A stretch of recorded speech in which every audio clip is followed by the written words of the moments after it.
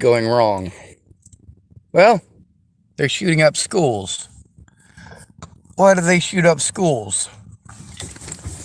Well, because you are less likely to find a firearm at school than you are at a police station. Right? No, not necessarily. However, we get to see that the places where Hamas was the most successful. Police stations. Nobody expects you to walk into their fortress and just start blasting. Which is kind of funny, because that's the purpose of having a fortress. To protect yourself from people who walk in and just start blasting.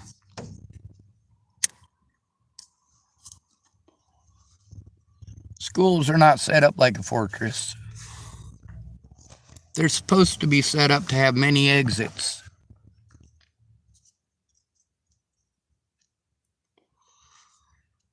What do you teach them kids to do?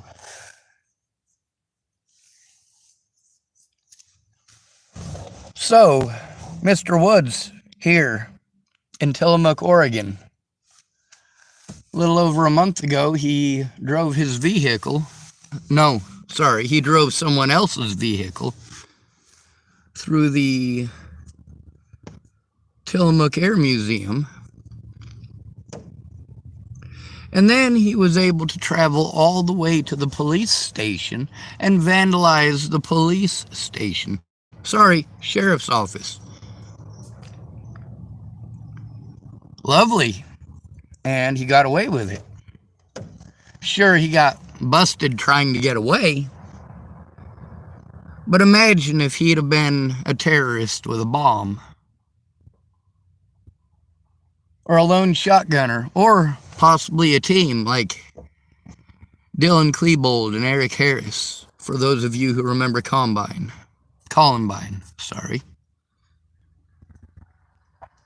A combine is a tractor. Columbine is a high school as well as a flower. Although I believe Colorado's state flower is goldenrod. Let's see. It might be the Columbine.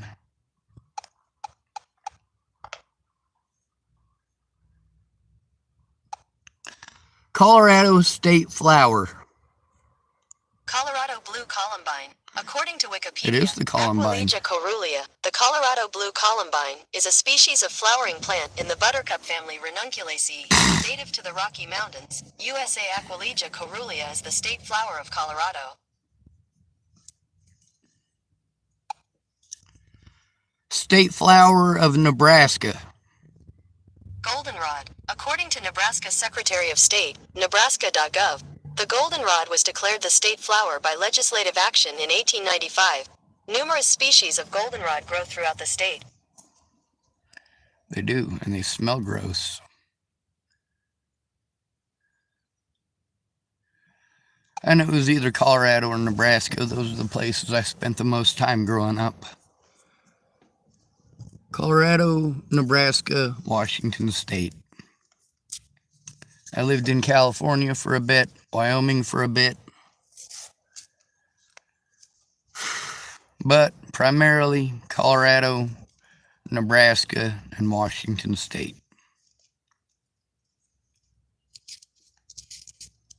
Alright, so who else has been going for police stations? Well, the cartels have been doing so, and with great effect.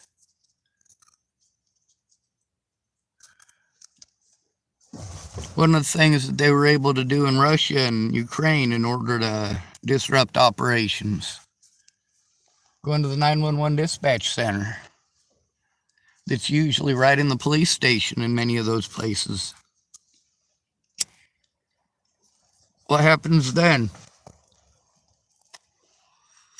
Well, you've disrupted communications for any and all law enforcement. They've still got the radios and they can still communicate between one another out in the field.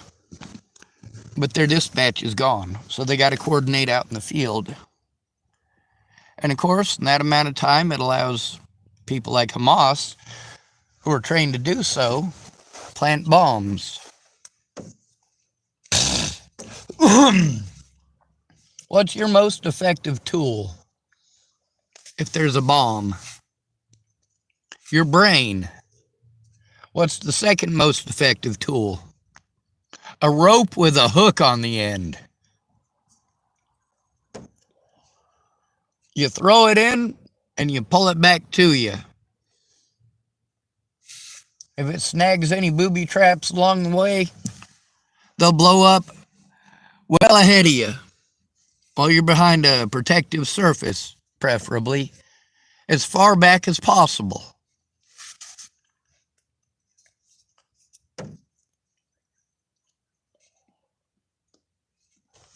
Sure, you get to see Batman and Robin scaling small buildings with such a thing, but really, I wouldn't use it for that. I'd use it for checking for tripwires.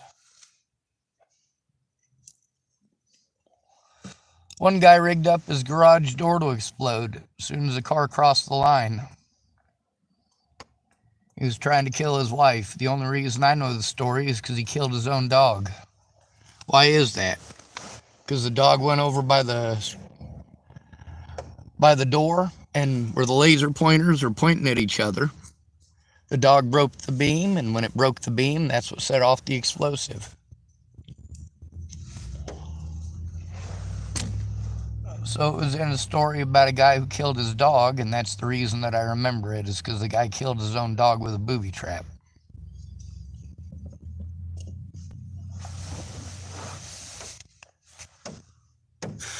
I spend a lot of time researching. I also spend a lot of time learning about war.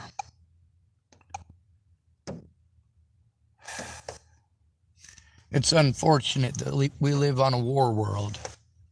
A planet where people just can't seem to get along.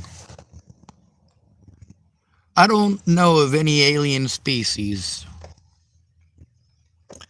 I don't see any purple aliens or gray aliens or green aliens. I don't see any Sasquatch or Loch Ness Monster either. No, I'm not going to rule out the possibility of their existence, okay?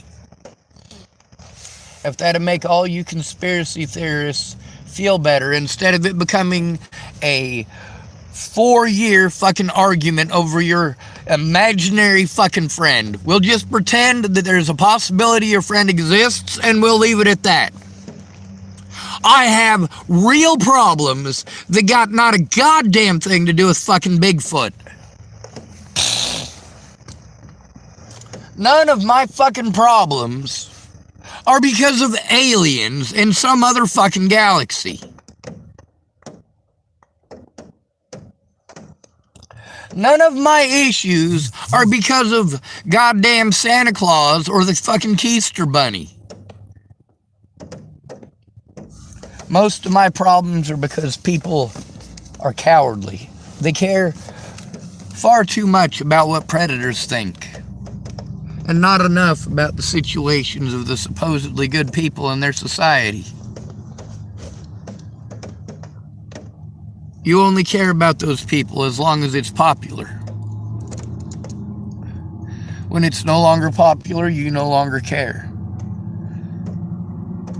Nearly every friendship, relationship that I've ever seen is degraded over the same goddamn things. Selfishness and caring what other people think. Sure, there's all the excuses. You know, oh, well, I'm too broke, or, oh, I don't have the ability to make time, or, yeah, sure, I've got time to argue with you for 4 hours, but I don't have time to listen for 30 minutes.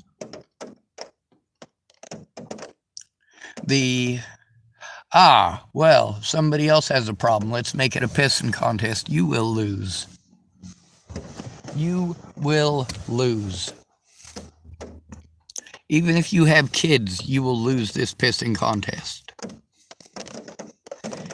Even if you are a victim of long-term abuse, you will lose this. Even if you happen to be black or female, you will lose.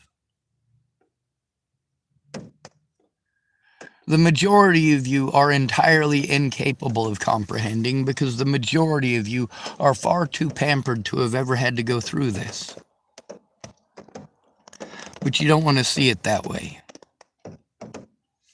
Like you hear the pretty girl complaining about the things that she complains about. And listen to the fat lady down the street and her complaints. Are you really going to listen to that fat lady, or are you wanting to move on? Are you going to listen to that white girl complain about not getting the new Louis Vuitton bag that she wanted? Are you going to go buy her that Louis Vuitton bag? Meanwhile, that lady down the street who's got real problems, you didn't have time to listen to her.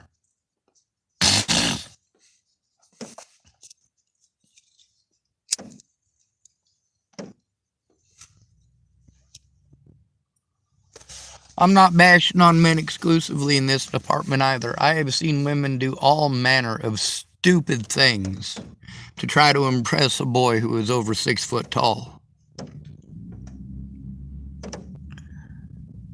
I've witnessed women do terribly immoral things to their best friends and even families for a chance at a man who's got a lot of money.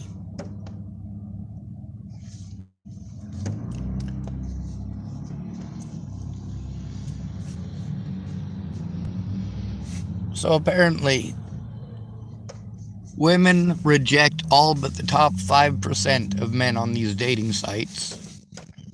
All but the top 5%. What does that mean? That means that men over 6 foot tall have literally hundreds of options to choose from, and they get to reject whoever they want.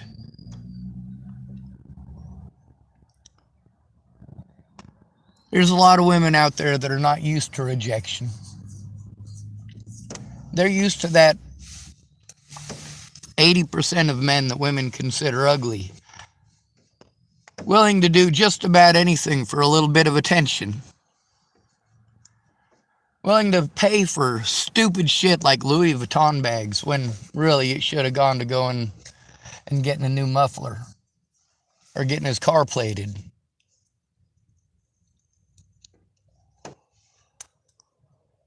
But he does stupid things because you bat your eyes. Even worse, though, you play like you don't understand why boys are like that. You dress to manipulate and to play on certain emotions. And that emotion isn't sex, it's loneliness.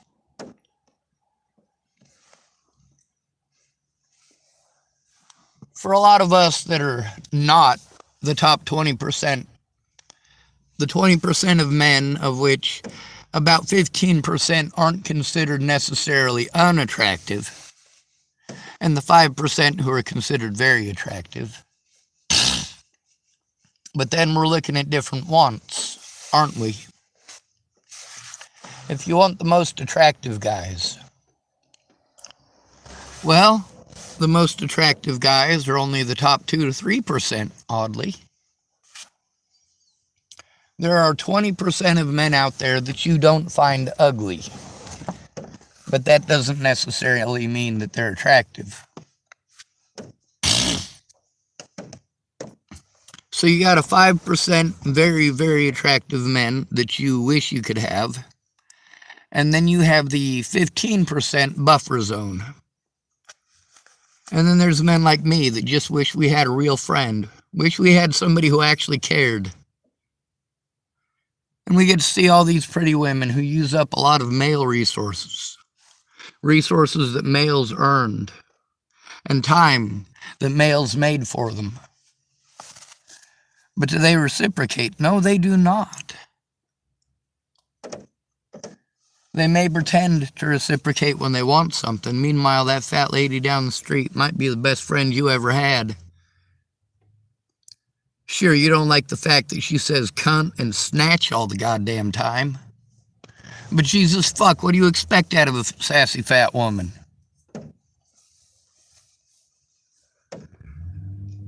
Now, let me tell you something. Once a sassy fat woman starts talking to you as a man, she is showing you that she has at least some respect for you, because she is talking to you the way that a man would talk to you. Sassy fat women are a lot like the 80% of us men who are not considered attractive. We do pay attention to our surroundings, and we do understand that the words that come out of your mouth about how looks aren't important, size isn't important. What about the size of your wallet? Who are you more likely to get along with? A woman who has absolutely nothing in common with you and is in love with her own visage, her own punum, her own face?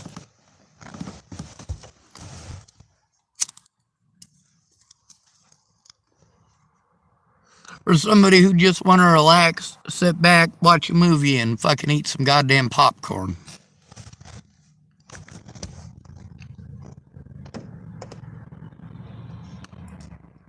Are you trying to date a supermodel so you got someone to show off?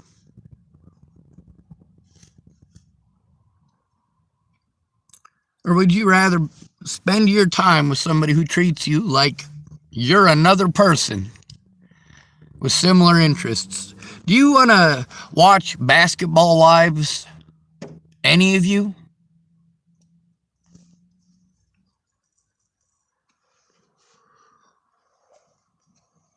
This is what we've been reduced to. All of American society becoming the Maury Povich show.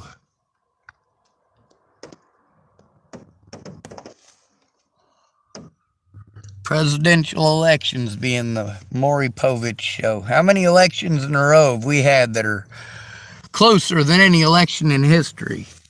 Keep you on the edge of your seats. Like a rigged boxing match.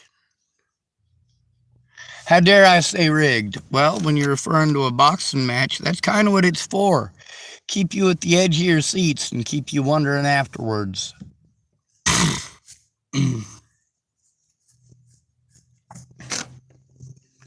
It doesn't really matter who wins. What matters is keeping you busy. As long as you're too busy to complete a thought, because you're too busy trying to make ends meet, you're fucked. So there's a lot of sassy fat women out there that know exactly what it's like to be treated like a man. They've been treated like that the majority of their lives. They've had to be the second seat to the good-looking sibling, or third seat, or fourth seat. They've had to deal with that bullying. They don't get all those free presents.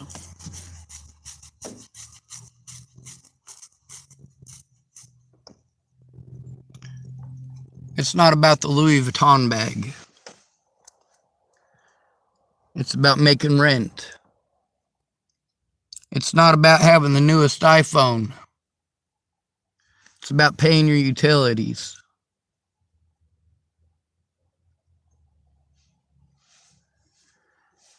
It's not about them Prados, Gucci's, or Coach. It's about your kid having a school lunch. It's about having gas to get to work. It's about having to make a choice between which one you're going to do. Are you going to pay the gas to go to work? Or are you going to pay the school lunch bill?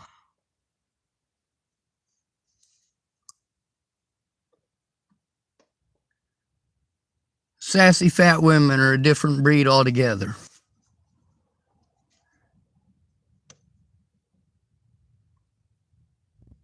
Matter of fact, I'd go so far as to say that every sassy fat woman, especially every sassy fat woman in construction, deserves to be an honorary man.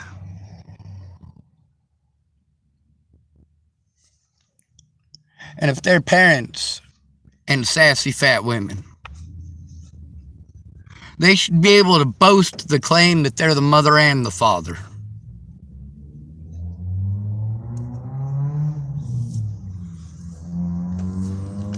Because while you're out around with every dude that you can and don't know who your baby daddy is, oh, that sassy fat woman don't have the support that you do. Stop it. I ruined everything. That's a shocker. God. Hey, Sean. I didn't touch her. Nobody told me she was your sister, I swear. What? Damn it, I told you, Bob. God dang it. So how much do I... Well, we don't talk about that. She's priceless, so you can afford it. Anyway, Right. She's not my sister, and she's not for sale. But, how you doing? I'm in a bit of pain, still having issues with Walnez. He come by and kicked my vehicle again today.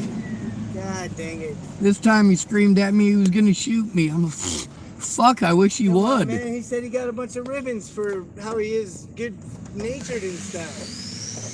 He made us talk to him for like 45 minutes at dinner one time. Well, not us, but he did make us sit there. It was long-winded. He said he apologized to you. No, he certainly did not apologize to me. Sean? You may if I can find him. Oh, good lordy. Can you wait for a second? Yeah. You know what I do have, though? I know for a fact that I have packs of tobacco here. Oh, I have packs of tobacco. I just wouldn't roll until that. All right. I thought I bought a pack of cigarettes, but I don't know where the hell I put them.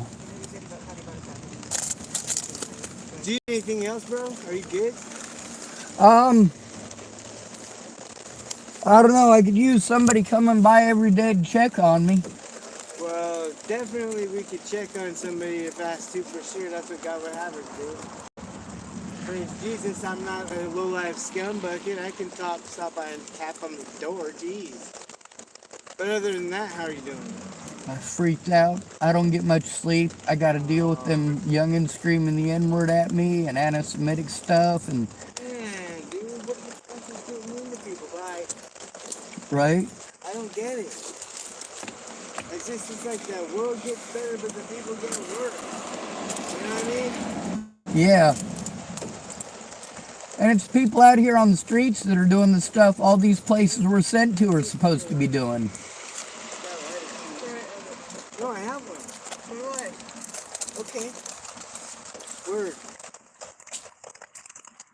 Seems the only people that did anything about the people who have been abusing me are people out here on the streets. Meanwhile, the cops are making it worse. On the bright side, The road by the Eagles. What? Everybody goes. You know what I mean? What are you talking about? I don't know. I just thought we were going to go that way. On the road by the Eagles. Oh. But I was talking to Sean. Oh, you want a hint? No, that is it. It's rock speaking when they were doing it out there. I don't know if there's nothing new. Here. Hey, good to see you, Jennifer. Good to see you, David. have a good night, Sean. Will do.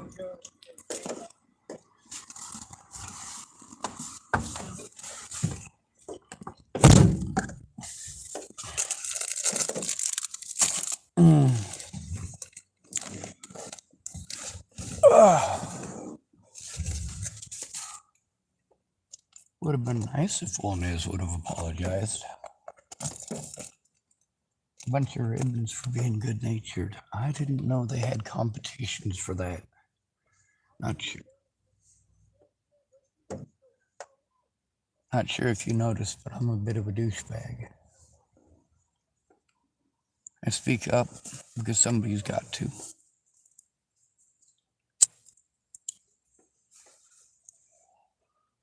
David and Jennifer are just two of the people who have had to deal with a lot of the abusive situations here. Two of many.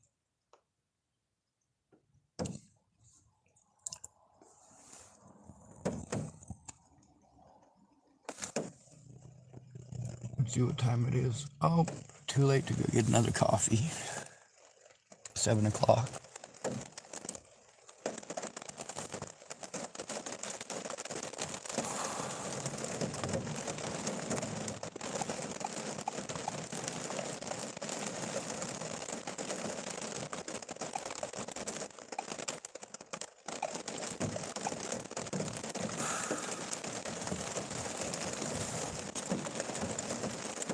I did my best to show people what was up, both before and after Natalie was killed. People didn't want to look. They just wanted to give advice.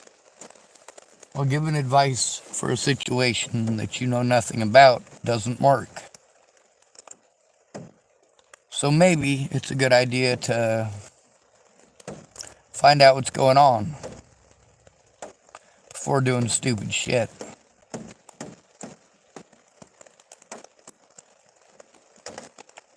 Some of your ideas are great ideas under optimal circumstances, but I don't live in optimal circumstances. I live under circumstances that require me, and still require me, to have a friend or family member who gives a shit about what's going on to actually advocate for me. Also, I'm watching a tank video right now, and every time I watch one of these tank videos, I think to myself, God, these engineers are idiots. Maybe I shouldn't think like that, right?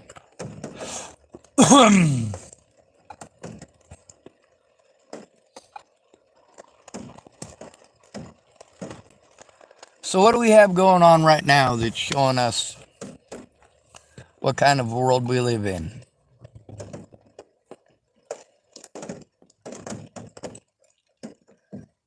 We've got a lot of police stations getting raided. And we get to see how much more effective those are. People raiding police stations. How it's far more effective than going to a school. See, once you go to a school and you start shooting kids, people scream for blood, and a lot of people are pissed off at police for not shooting the gunmen in those situations. When somebody goes into a police station, cocked and loaded, well, that's the difference right there. Are they people who are willing to die? Or are they people that want to live? If they're willing to die, they walk into a police station. If they want to live, they go into a school. They don't realize what they've gotten themselves into until it's already too late. And then you end up with a situation where Eric Harris and Dylan Klebold do the job themselves and remove themselves from the equation.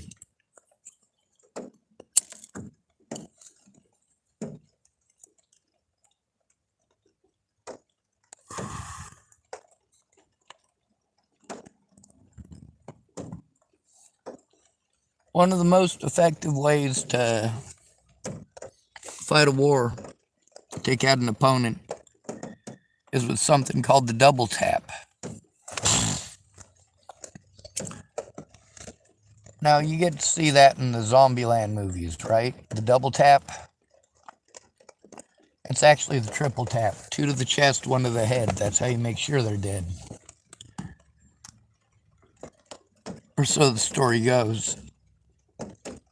But then you've got what's called the Palestinian double tap. This is what they use in Israel with suicide bombers. You've got your first suicide bomber, goes in and blows himself up in a crowded marketplace, or a school bus, or a city bus, or a museum. And then the first responders show up, and that's when the second suicide bomber shows up and blows himself up and takes out as many first responders as possible. Police, firemen, EMTs.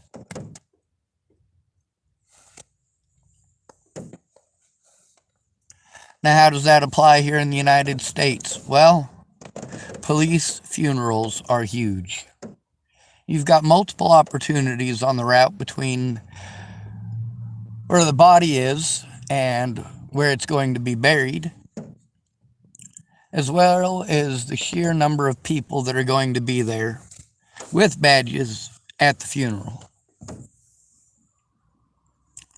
Now, if that officer dies horribly in the line of duty, there will likely be more officers there, and news coverage. And this is where you encounter the issue of IEDs. This is improvised explosives devices, such as they used in Israel and Afghanistan and Iraq and Kuwait and Kiev, all throughout the Donbass region.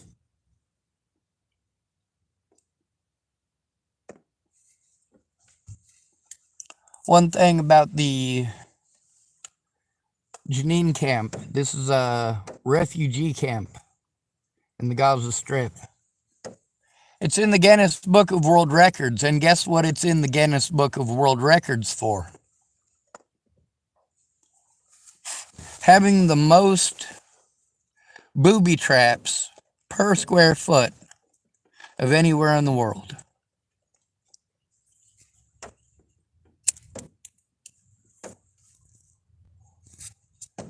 Why do the Israelis blow it up now?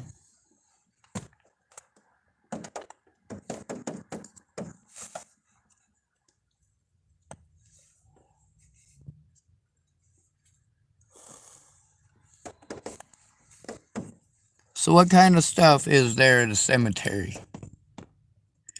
You got flowers, vases, flower pots. Many of these things sit on top of headstones. You've also got the headstones themselves. You got plenty of places to hide things.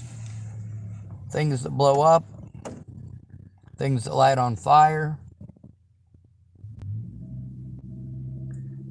things that'll push out poisonous gases.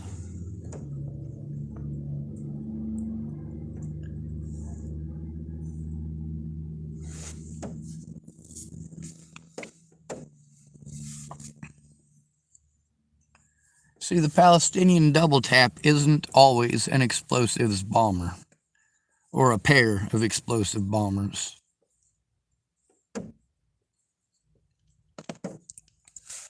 Sometimes it's one person going through to prep the area, such as a man with a backpack full of incendiary.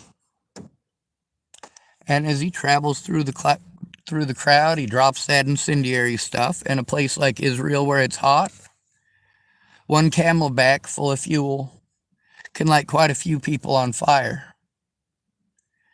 It can also make it so that the gasoline permeates the air, making it highly volatile. The hotter it is, the faster it's going to dissipate.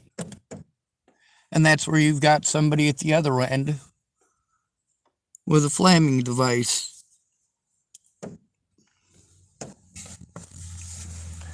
You got lots of places to hide these devices too.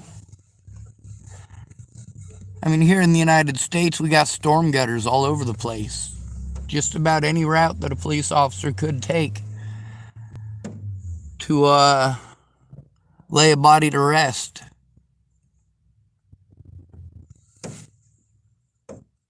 We've got RC control, so of course you can have all sorts of different garbage, debris, bushes. You can put an RC control car with an IED on top of it just about anywhere. Drones too. And there are more drones in the United States than anywhere else in the world other than China. However, civilian ownership here is a lot more prevalent.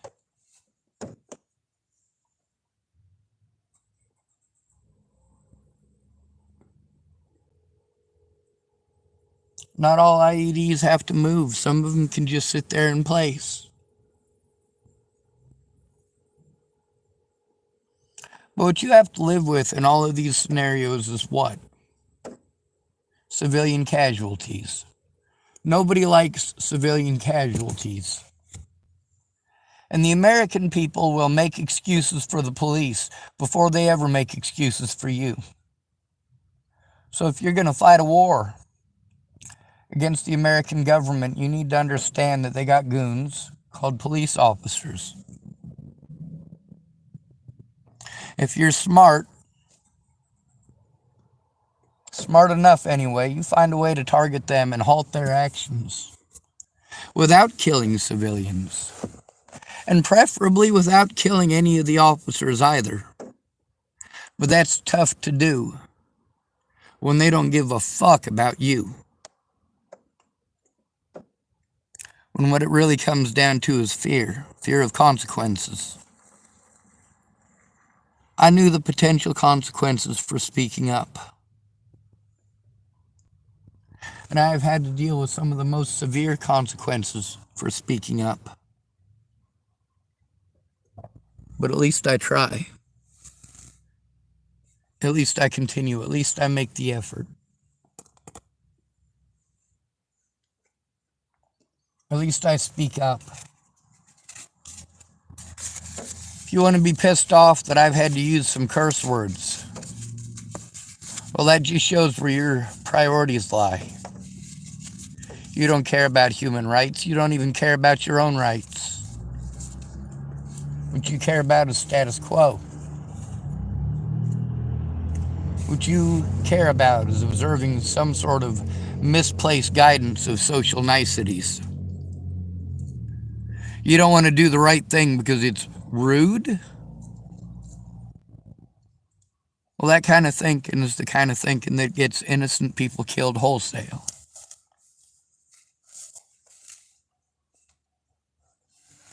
Here in the United States, people are less likely to go after police because,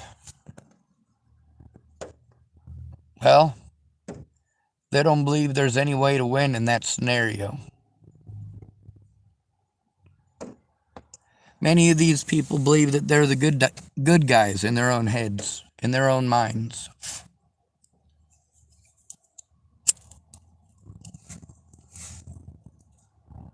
But they always go after the wrong people, don't they? The Palestinian double tap requires going after civilians first. You go after the civilians to dry out the first responders. You get to see how well that's working out for Palestinians right now.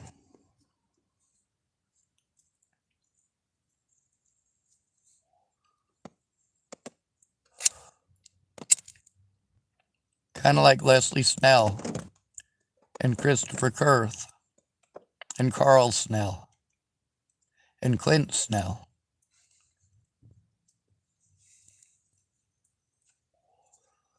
They thought they were going to work together with Scott DaCosta and run me out of town, slander my name all over the place, and play victim. Well, fuck you.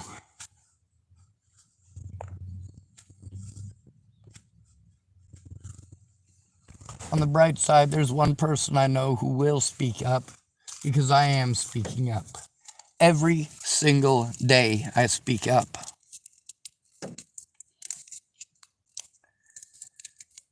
Obviously, I have the intelligence to plan logistics of that nature if I so chose.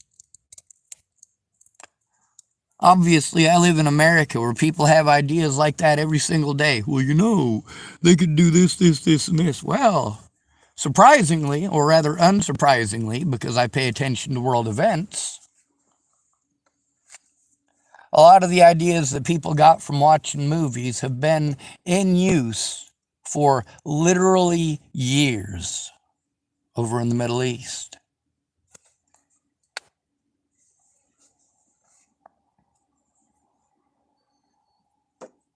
In Colorado, they have a problem with Ethiopian gangs.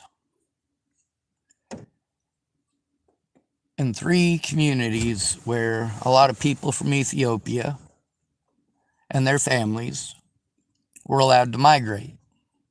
Now, the Ethiopian gangs are not the problem. They're just targets. See, what the cartels like to do is different. It's a similar issue. It's a double tap. What they do is they teach underprivileged children, these are youth, they came over here from countries where there was extreme violence. This makes them more prone to be willing to do extreme violence.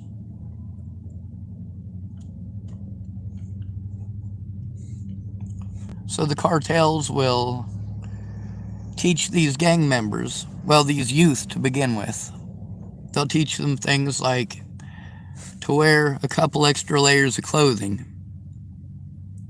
Right after you commit a crime, take off your clothes, throw them in the garbage. When you get to a couple of blocks away, you take off a layer of clothing and throw them in the garbage.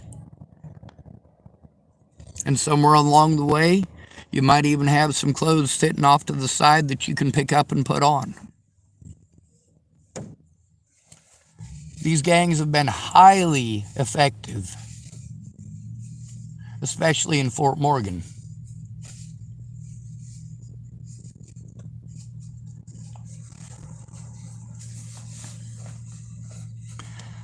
So the cartels have Ethiopians committing the crimes, and then there's a lot of hatred towards Ethiopians, specifically people from Ethiopia, people who were born in Ethiopia, who've led horrible, horrible violence.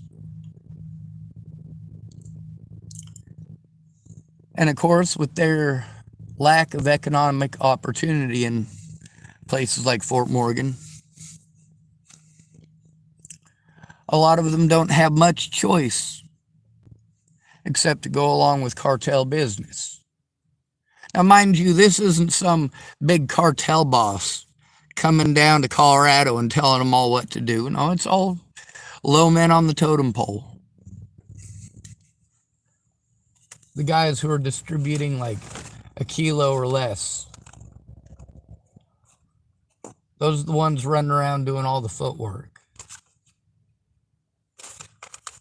Those are the ones who are having to teach people how to distribute the drugs without getting busted, or to commit robberies without getting busted, or to go kill community members.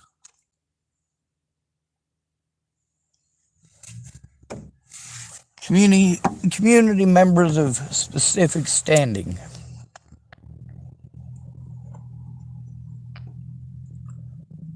And of course, as we all know, nothing makes a statement like a severed head, right? And that's what's going on heavy in Mexico. There's a group of men, they consider themselves apparently a cartel, from what the United States claims. But these people are against selling of drugs. They're absolutely against the kidnapping of foreign nationals. So this cartel, what happens if you're an American and you are kidnapped in Mexico? Well, this cartel finds out who kidnapped you, kills them, severs their head and puts it on a spike at the border.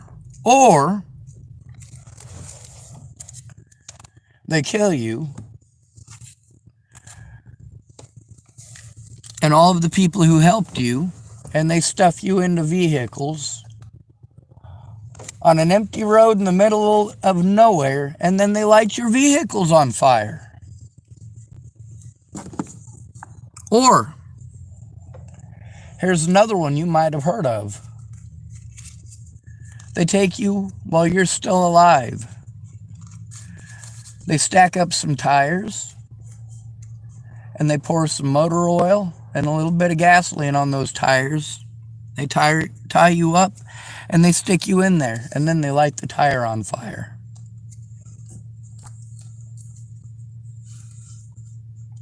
We live in a nasty world, folks, and there's a lot of nasty people out there. There's also people in Mexico who are fighting harder for your rights than you are.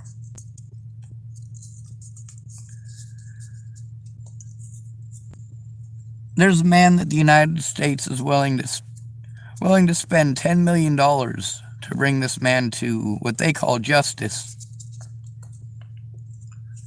However, to the surrounding communities in Mexico, He might as well be Robin Hood. A lot of people in those areas don't have to worry about the cartels anymore because they know what'll happen if the cartels come into town. Then there's a lot of factories that we have set up right against the border with Mexico. On the Mexican side, these are American-owned factories paying jack shit to Mexican workers. And then those Mexican workers have to worry that on payday, groups of armed thugs are going to come beat them down for their paycheck. So we end up with people who are living at the border, working in a factory in Mexico, making parts for American products that try to flee Mexico across the border with Texas only to be shot by, well, nobody that I would consider to be a good guy.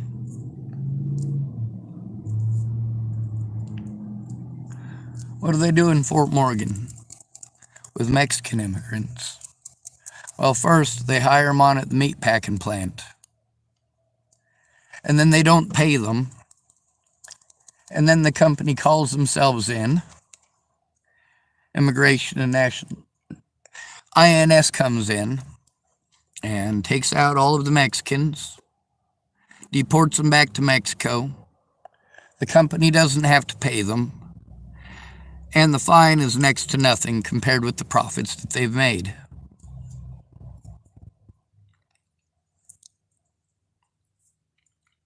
There's a reason that when you go out there, they hire almost exclusively Hispanic people.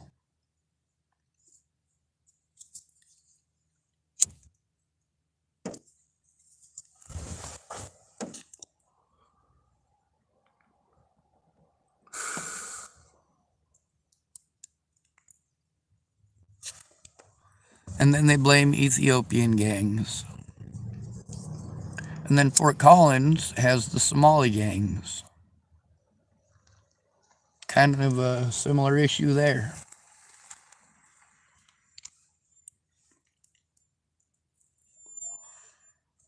Now, what do you learn in the system as a child or an adult? Do you learn how to be a better person? No. You learn how to be a better criminal.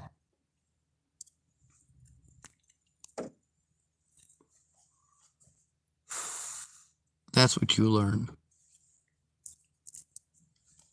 For somebody like me who was never interested in being a criminal to begin with, it's sad that I'm forced to commit criminal activities in order to even be heard seriously. And I'm not seriously heard, am I? I'm not taken seriously. I'm treated as if it's just a joke.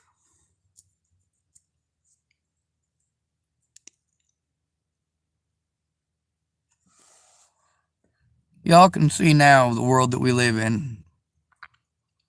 Just as Samuel Colt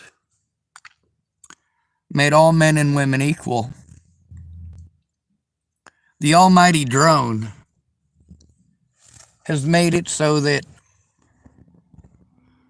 guerrilla fighters the world over have their own Samuel Colt.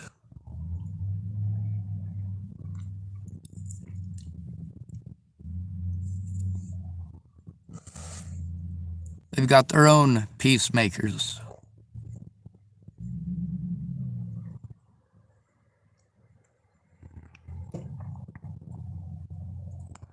Not much you can do against an IED.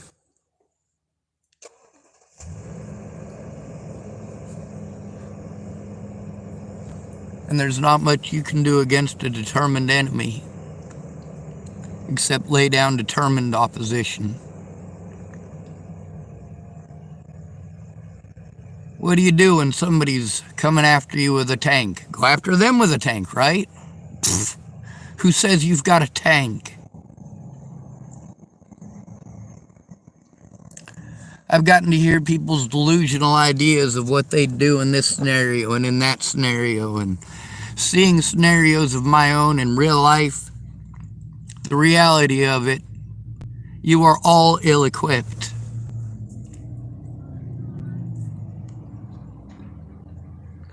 At least mentally.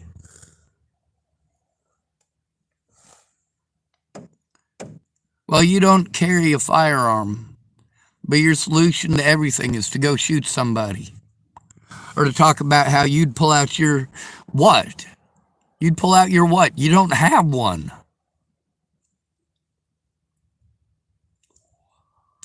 When I ask you what you'd do if somebody pulled a gun on you right now, you say, well, I'd pull out a gun on them. No, you wouldn't. You don't have one. Well, no, but if I knew someone was going to pull a gun on me, I'd have brought one. Yeah.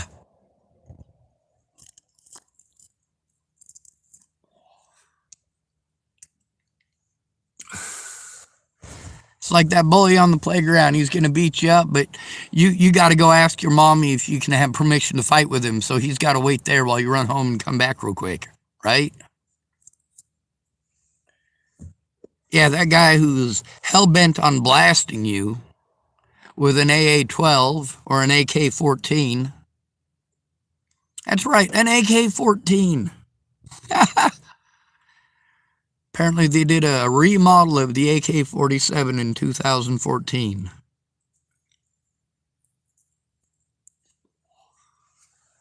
They reworked the AK-47 so that it could be used as a 12-gauge or 16-gauge shotgun. Has a slightly different working mechanism, but not by much. And it was introduced in 2012. Or put into service in 2012. You might think, oh, well, at a police station, they've got all those guns and they've got the guns right on them. Yeah, but they're not expecting it. By the time they get to a school, they've already set up snipers around the school. They've already set up a perimeter around the school. They've done what Julius Caesar decided to do at Elysium. He surrounded it. He encountered a fortress, and he built a fortress around the fortress, facing that fortress. Of course, in that situation, they encountered something that people like Eric Harris and Dylan Klebold didn't have. Backup, reinforcements. In Elysium, Vercingetorix, he wasn't alone. He was part of a confederation of Gallic tribes. And many of those Gallic tribes had come together to fight against Julius Caesar. And what did Julius Caesar do? He made another ring fort. The fort that he had facing inwards to keep Vercingetorix and his men inside of Elysium. The other one was facing outward so that Julius Caesar could fight against Vercingetorix's reinforcements. These school shooters don't have reinforcements. But Hamas did. Hamas was able to kill a lot of people at several police stations recently. Why were they able to do that? Because the police stations were not prepared for it. They were also able to kill and abduct many Israeli citizens. And what made this possible? The lack of civilian gun ownership. While Hamas can buy AK-47s for $50 a pop, what are we looking at? And how is it that Israel should have been able to tell that there was about to be a war on Well, you go to third world countries and you try to buy an AK-47 or an RPG-7. If the price is up, there's about to be a war somewhere. And the higher the price, the closer you are to the potential war zone. You want to know where insurgents are battling? You try to find black market firearms and purchase them. That's what the United States government should be doing. Is it worth buying 10 or 15 RPG-7s just to find out what the price is? Well, in comparison with the billions of dollars that it takes to send a bunch of warships and airplanes over there, yeah, it's worth a few $1,000s. Even a few $100,000 if necessary. Logistically, the United States government are the largest idiots in the world. We spend our money stupidly. Stupidly.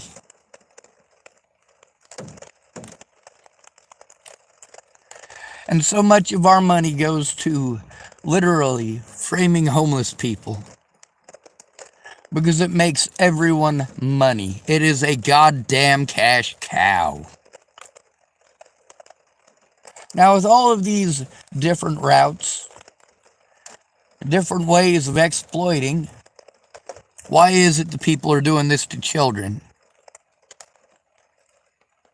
Because although everybody's got the same ideas of what to do with the POS police, and many of y'all have voiced those opinions, none of you are ever actually going to do it. None of you are going to provide fire support for the other victims of police brutality.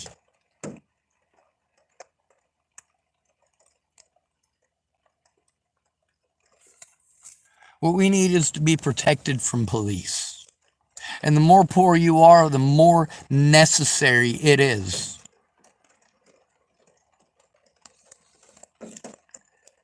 And that's up to and including by use of the Second Amendment if necessary.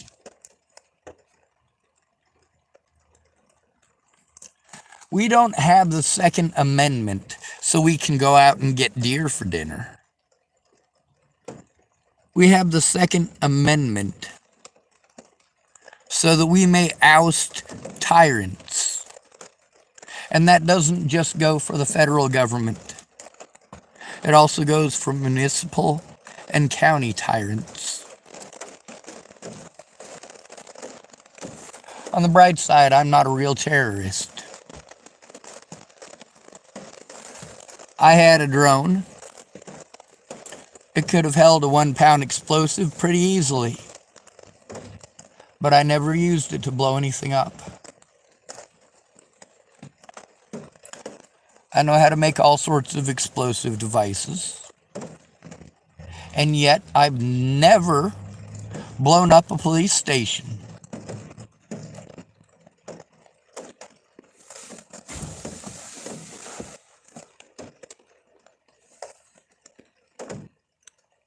Now, there's a saying that is pretty common on Pearl Street. Violence is rarely the answer. But when it is the answer, it is the only answer. To this, I add, I remove violence as an answer. And that allows me actual solutions. Then again, how true can that really be when all these people understand is violence? Good to be rid of you. Thank you for coming to visit. Stay out of trouble or don't get caught. Remember, you are your brother's keeper, and your sister's keeper too, and no victim left behind.